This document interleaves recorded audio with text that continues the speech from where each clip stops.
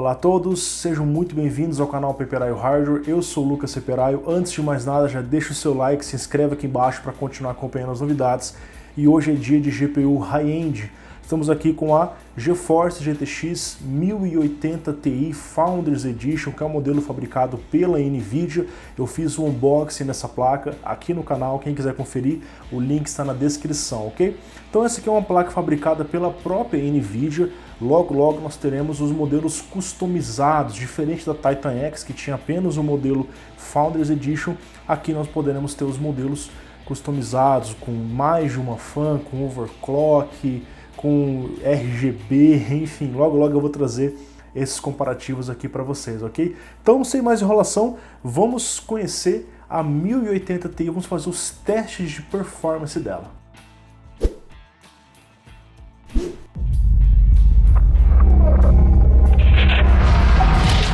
Então a história se repetiu, primeiro vem a Titan, depois vem a placa final Ti.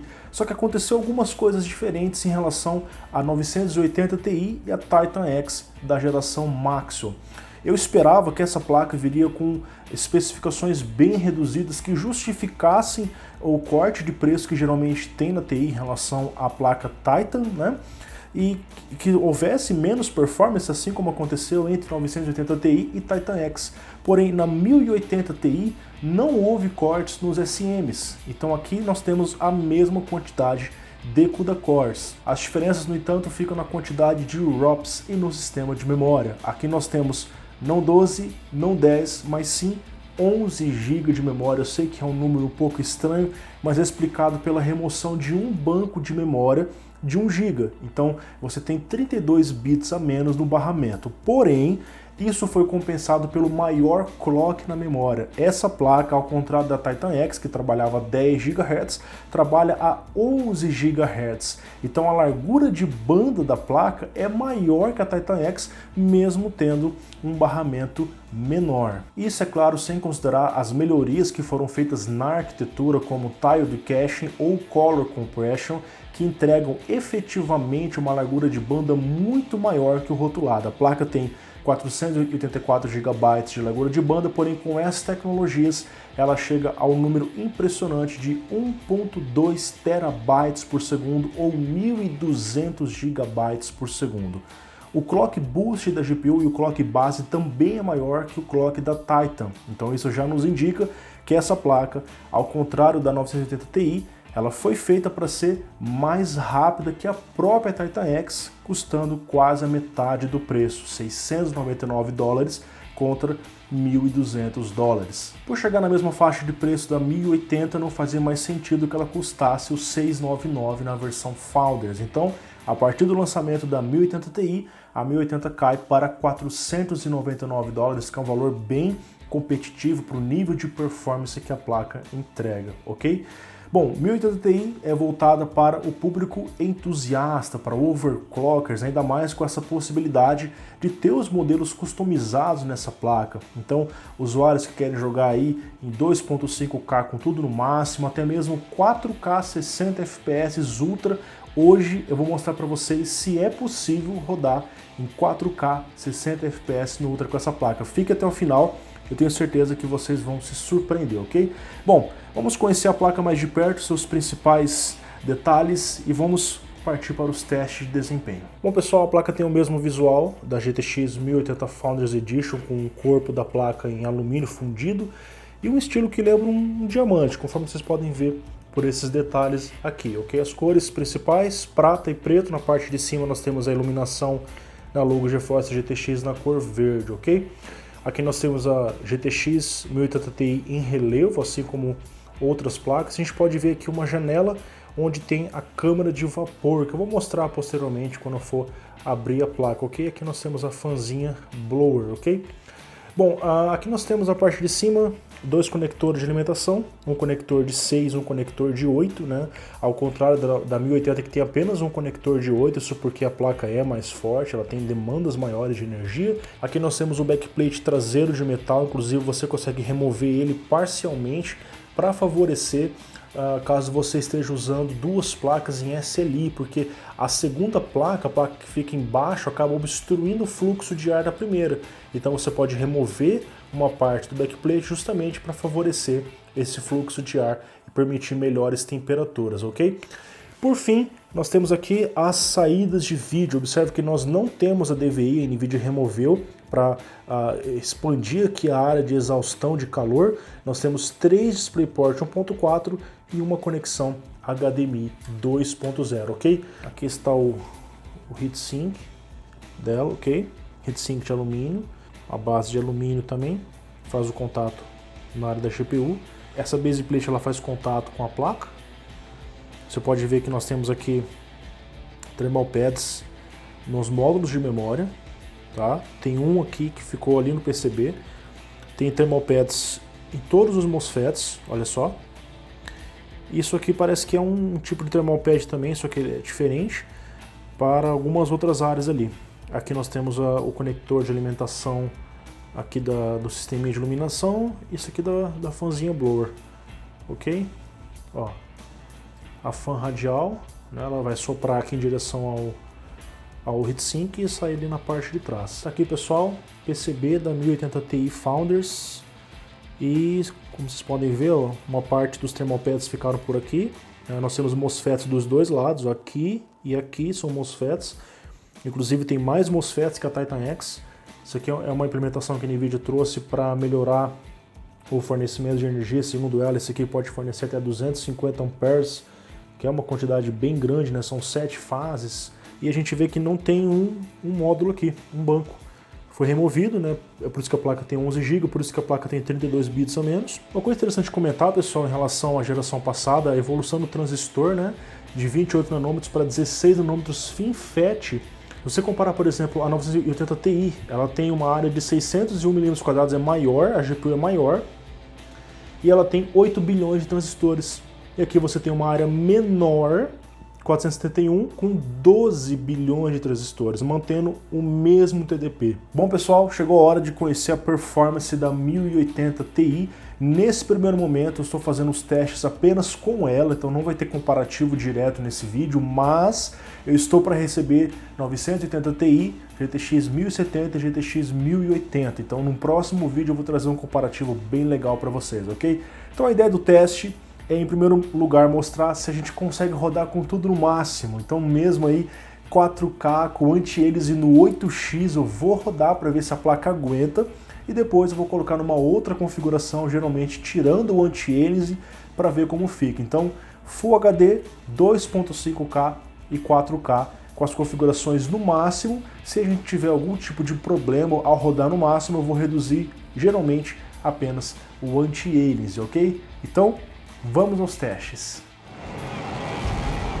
No topo da tela vocês estão vendo os dados obtidos pelo Rivatana e HWinfo64, onde monitoramos os FPS, clock da GPU, temperatura e utilização da mesma. Na terceira linha, a utilização máxima de um dos núcleos e a utilização geral do CPU. Na quarta linha, a memória de vídeo e, por fim, a memória RAM. Na tela vocês conferem a média de FPS, 1% dos frames mais lentos, que representam uma queda no desempenho, e 0,1% dos frames mais lentos, que representam uma queda brusca. Essa é uma metodologia utilizada já por sites brasileiros e sites internacionais.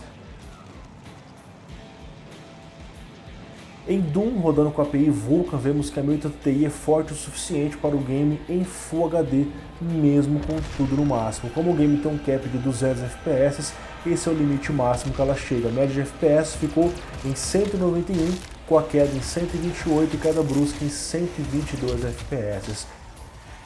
Em Far Cry Primal, a GTX 1080 Ti foi capaz de rodar o game no Ultra em todas as resoluções com bastante folga, especialmente em Full HD, onde nós tivemos 117 FPS de média, com quedas para 93 e quedas bruscas para 79 FPS. Na última cena do benchmark fixo do GTA V, eu configurei o game com as opções mais pesadas possíveis, incluindo o NSA 8X e Grama no Ultra. Em Full HD, a placa conseguiu renderizar 81 FPS na média, com quedas para 55 e 48 FPS. Aliviando apenas o anti-aliasing 2.5K para NSA 4X, conseguimos mais folga com a média em 77 FPS e queros para 53 e 45. Em 4K, com tudo no máximo, mas o anti-aliasing desligado, conseguimos 66 FPS na média e queros para 47 e 42. No recém-lançado Resident Evil 7, o game foi configurado no máximo, incluindo as temíveis sombras do muito alto. Mais uma vez a placa superou a barreira dos 60 FPS com a média em 66 e queros para 58, sem nem precisar reduzir nenhum tipo de configuração. E aqui, eis um game que ultrapassa a inacreditável barreira dos 10 GB de VRAM utilizado. Em Rise of the Tomb Raider eu rodei com tudo absolutamente no máximo, incluindo o brutal SSAA 4X. Em Full HD foi possível rodar com um ótimo frame rate, enquanto que 2.5K e 4K ficamos em uma situação bastante complicada com a média de 43 em Quad HD e 21 FPS em 4K. Porém, desativando o anti-aliasing em 4K, a 1080 Ti segurou 52 FPS na média, com queros para 40 e 30 FPS. Em DirectX 12, conseguimos bons saltos de desempenho em 2.5K em Ultra e SMAA, 104 FPS na média, com queros para 77 e 63, e em 4K sem anti-aliasing, nos aproximamos ainda mais do 4K 60 FPS, com a média em 58 e quedas em 44 e 43 FPS. Em The Witcher 3, a GTX 1080 Ti não teve dificuldades para rodar com tudo no Ultra em Full HD, incluindo o Hairworks no 8X. A média ficou em 100 FPS, com quedas para 73 e 56 FPS. Em Quad HD, com as mesmas configurações, conseguimos 76 FPS na média, com quedas para 58 e 48 FPS. Desabilitando o Hairworks em 4K, assim como o anti-aliasing, foi possível chegar quase na marca dos 60 FPS. A média ficou em 56, com quedas para 45 e 39. Novamente, um overclock já ajudaria a placa a subir acima dos 60 FPS.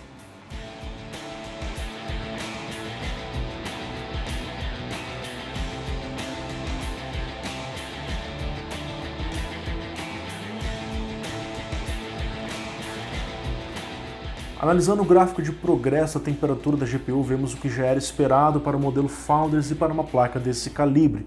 A GPU atinge poucos segundos os 84 graus, que é o tempo target padrão. A partir desse momento, a temperatura se mantém nesse valor e o clock da GPU passa a oscilar mais entre 1600 e 1800, o que não é algo ruim, afinal a placa trabalha acima do boost típico e em raros momentos cai abaixo dele. Analisando um pouco mais a fundo as limitações da placa, vemos que o Power Limit e o Voltage Limit atuam em um primeiro momento, até que a GPU atinja o seu Temp Target. Nesse momento, o Temp Limit em conjunto com o Power Limit atuam durante o restante do teste para manter a placa dentro dos limites. Essa é uma característica padrão das placas NVIDIA, visando entregar o máximo de performance possível dentro dos limites de tensão, potência e temperatura. Isso é conhecido como GPU Boost 3.0. Mesmo com throttling, é possível fazer overclock na GPU, porém é importante lembrar das limitações mostradas anteriormente. Não adianta apenas aumentar o power limit da placa, pois o segundo fator, que é limite, o temp limit, manterá a placa nos 84 graus, portanto o clock não corresponderá ao que você colocou, conforme podemos ver no MSI Afterburner e no sensor Perf Cap Reason no GPU Z. Eu também não considero viável aumentar o Temp Limit, já que a GPU irá subir acima do seu Temp Target e voltará a esbarrar, queira ou não, na limitação de temperatura. Então a solução para o overclock nesse modelo é aumentar o Power Limit e acelerar as fãs. Então a GPU fica abaixo do seu limite padrão e pode subir livremente. Em meu caso, é possível rodar pouco acima dos 2 GHz, que proporcionou um aumento de 8% no 3D Mark Fire Strike Performance, 8% no 3D Mark Fire Strike Extreme e 9% no 3D Mark Fire Strike Ultra, que já podemos ver preliminarmente o comparativo com outras placas. A placa também foi testada em outros benchmarks, como 3D Mark Time Spy, que roda em DirectX 12, SteamVR para realidade virtual e o conceituado Unigine Heavy. Confira também alguns gráficos de Frame Time, onde o gráfico com menor tempo e menor variação representa um gameplay mais fluido.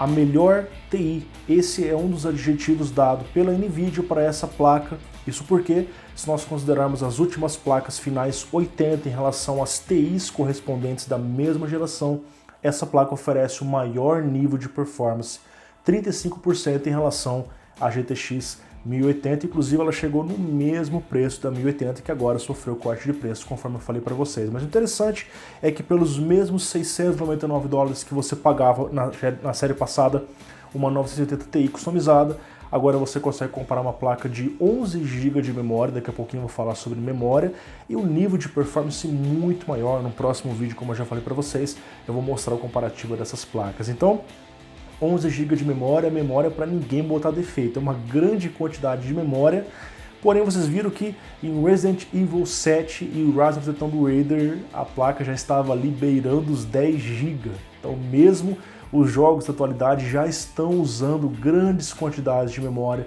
dependendo da configuração, dependendo da resolução. Também, claro, se você usa um jogo um pouco mais leve, mas multimonitor, dependendo da resolução, também usa uma grande quantidade de memória. A GTX 1080 Ti entrou em um terreno onde ela não tem concorrente, nem mesmo a 1080 ou a Titan X tem concorrentes.